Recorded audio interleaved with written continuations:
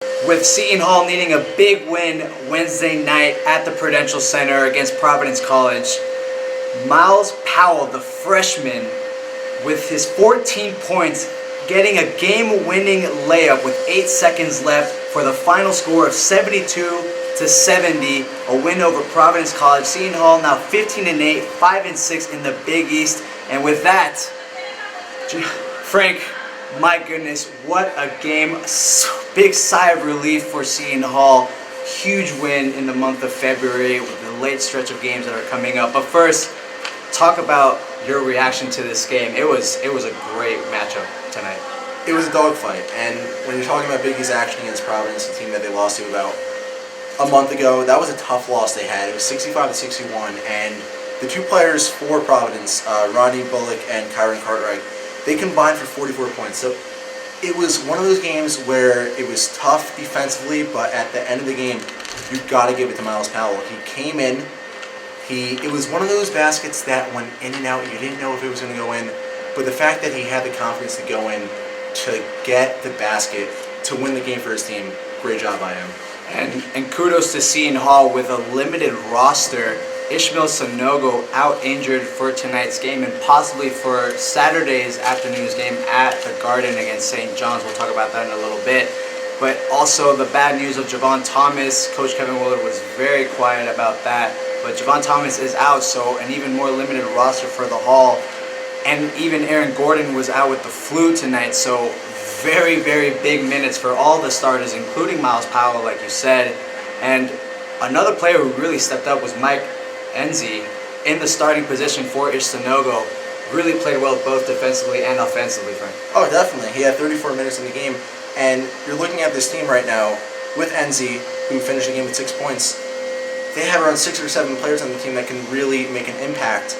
And with Ish gone in the game, and Kevin Willard during the post-game interview, he was saying he's not sure if he'll be back for the St. John's game, but it's really about conditioning, endurance, and as Willard said after the game, resting your players. Because you have St. John's, right after St. John's, you have Creighton, you have Villanova, and you have Xavier back to back to back, and those are going to be tough games for this team. So all in all, it's about resting the players, because Kadeem Carrington played 44 minutes today, including overtime. So he played pretty much the entire game, and that's going to take, especially in the latter half of this Big East season, a lot of wear and tear on the body. Well, for them to get into overtime, Seton Hall had to make a pretty substantial comeback to get back in the game. We saw in the first half, Providence was running all over the court in transition, getting blocks, getting steals, getting defensive rebounds, and really hurting the Hall. But Hall was able to pick it up late in the first half and carry that momentum into the start of the second half. And finally, with about 9 minutes left in the game, they were able to get the lead. And from there, it was just back and forth, back and forth. And now we look forward to St. John's on Saturday, Frank. It's a scary St. John's team in a scary location. Remember last year's game at the Garden, and St. John's has really improved this year, not only from last year, but throughout the conference season. And it's going to be a tough one. What are you looking for the Seton Hall team to continue the momentum of really, when you look at it, it's must-win games all the rest of the way in Big East Conference? My two keys to that game is what I looked about, with Providence. They have to come out strong. At one point against this Providence team, by the way, Providence, very good job. And the coach was talking about this team. The record does not speak for itself. They are a very tightly contested team, and they might make a run in the Big East tournament. But going back to your question, they can't let runs happen in this game. Providence at one point in the first half had a 21-3 run, and Seton Hall had to climb back. This is what happened the last time they played at Providence.